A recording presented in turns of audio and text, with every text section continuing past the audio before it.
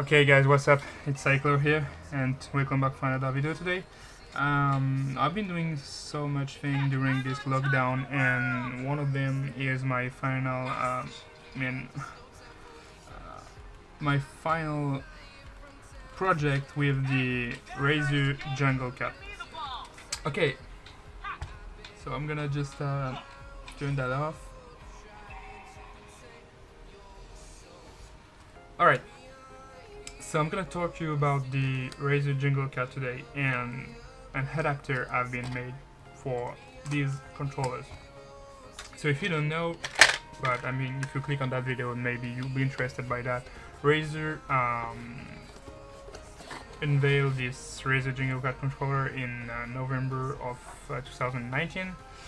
The problem with this is that it was only compatible with 3 cases they made with it, and they furnish when you buy this thing for the Galaxy S10 Plus, the Razer Phone 2 and the Huawei P30 Pro, and there's also something with the Galaxy Note 9 I guess. But the thing is that if you had none of these phones, you were just fucked and you could not use this except by playing with it with the, you know, just like a separated controller. So it's not interesting at all. I mean, you want to do a Switch like you want to play with your phone like you got a Switch. That's the whole point of this thing. So of course I was very interested by this Razer Junglecat thing, but I didn't have compatible smartphones. So at the time I have a Galaxy S9, and I've been trying to do many iterations of a case, you know, that got the rails here that could allow me to use the joystick with the case.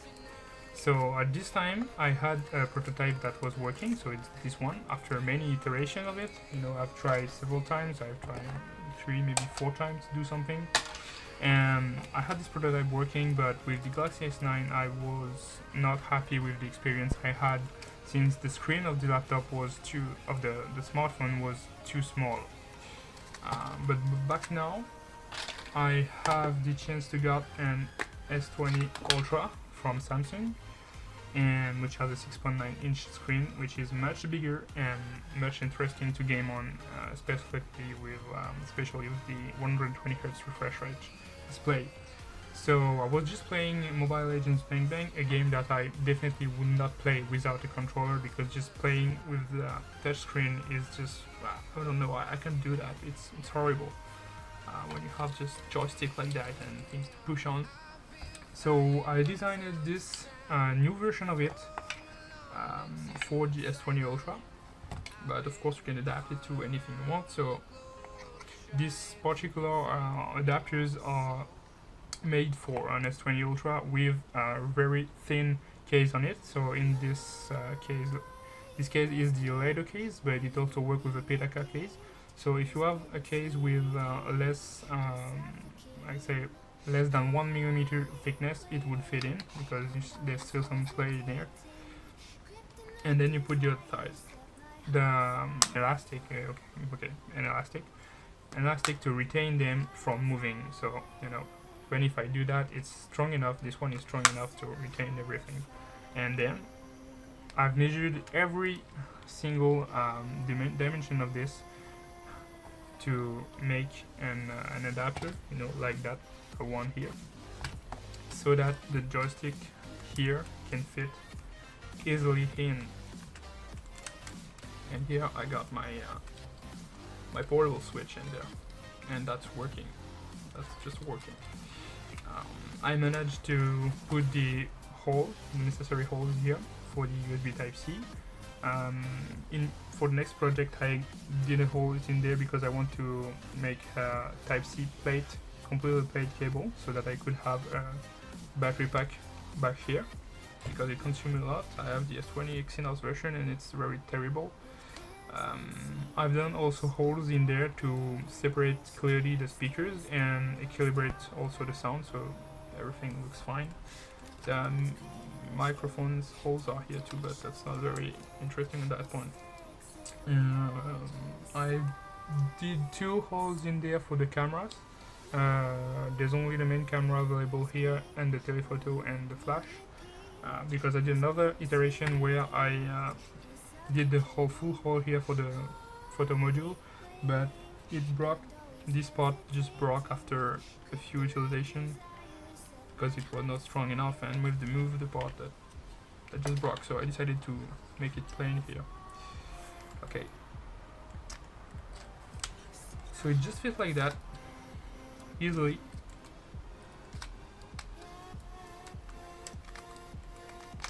And you can play several games with it.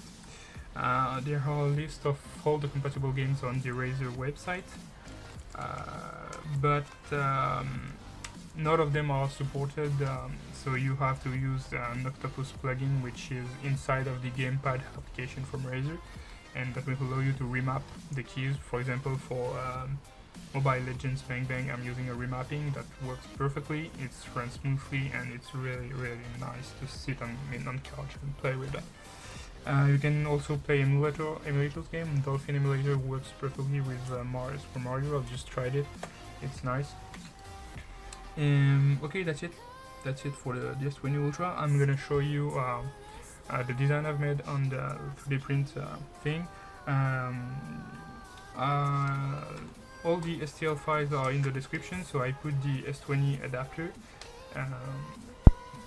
You have to get an elastic like that and 2 screws in there just to fit the elastics, screw them in. And I also put the rails only that I've designed myself. I mean, I've done everything by myself. I've measured all the dimension with this simple ruler. So this is why this took me a lot of iteration before doing this. You know, I've also made a case for my S20 Ultra with the Apex Legends logo. But yeah, everything was made with that ruler. I spent so much time with that, but it's working now and it's really fine, and I really hope that it's gonna help you. Alright, that's it. So just a last thing before we go on the design. If you print this, just be careful, because every printer doesn't have the same settings. I will show you mine for the Ender 3, but you know, there's a precision. I mean, I've printed this little thing 3 times, and I didn't have the same fitting in there. So yeah, just be careful. If you paint them over, it's okay, but if you are doing some treatment that could, I don't know, hit the 3D print or something, I would not recommend. I would just recommend to painting them or add a little finishing, but no more. Okay, let's pass to the design. Here we are on the design section on FreeCAD. It's a free design software. I prefer this on Fusion 360 because it's easier to me. You can easily modify any bodies and shape you want. Okay, so I've done here a step-by-step creation, you know, what I've done to arrive to this adapter. So the first step is to do a model of the case you want, of the case of the smartphone exactly. So I took the S20 Ultra dimension on the Samsung website. I've measured 2 with my ruler on mine. Then I had any outlets, the speaker, the microphone holes on top and on bottom, the Type-C, the speaker, and the print for the buttons. Then I had an extra 1mm to the body, to the cube, you know, it's like this one, to fit the case, the Latercase, to make it a little bit bigger than the S20 model. The next step is to do the case itself, the imprint of the case.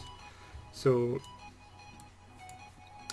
you will have to cut from a full body like that, the model.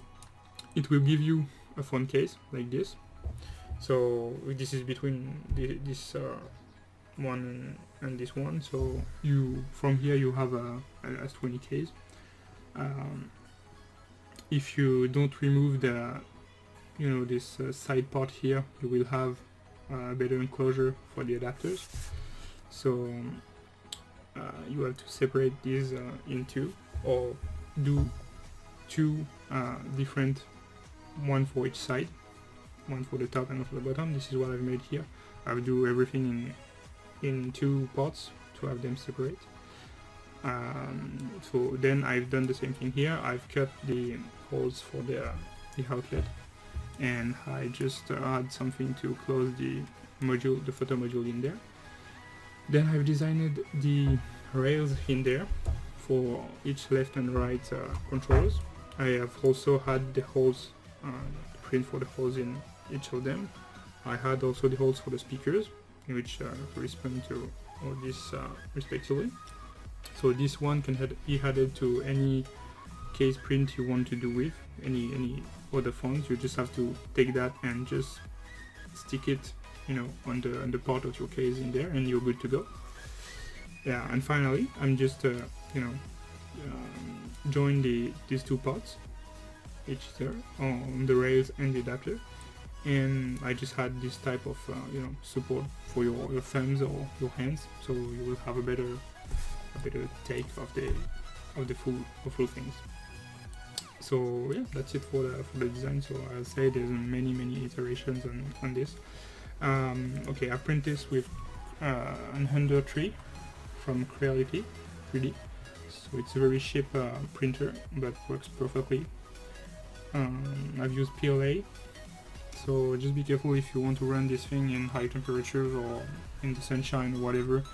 Don't use PLA because it's gonna not melt, but if you apply pressure on it, it's gonna change shape and shrink on that, and maybe damage your phone. So don't use PLA if you go outside.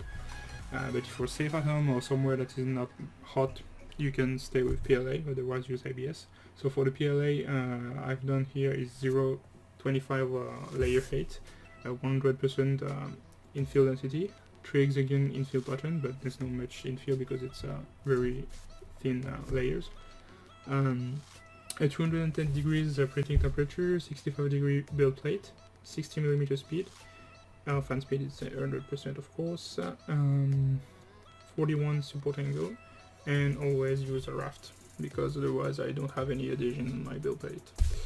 Okay, so that's it. Oh yeah, of course, something very important. Be sure to print these vertically, just like I showed in there, because if you put them on completely on the plate, then you will have those little pots in there which will be critical, and you don't want to have any issues with the print. So I mean, your printer is printing and there's no support under, so you will have issues. So just print them vertically so that it's gonna just add layers above, and you will only have support inside the case and just for these little things in there. That's it. So the printing time is around 6 hours and 56 grams of PLA. That was it. If you like this content, just tell me, let me know. If you have any questions or if you use these files, just let me know too. And they are of course available for free on Thingiverse. The links are down below in the description. Okay, I hope this helped. See you guys next time, and thank you again.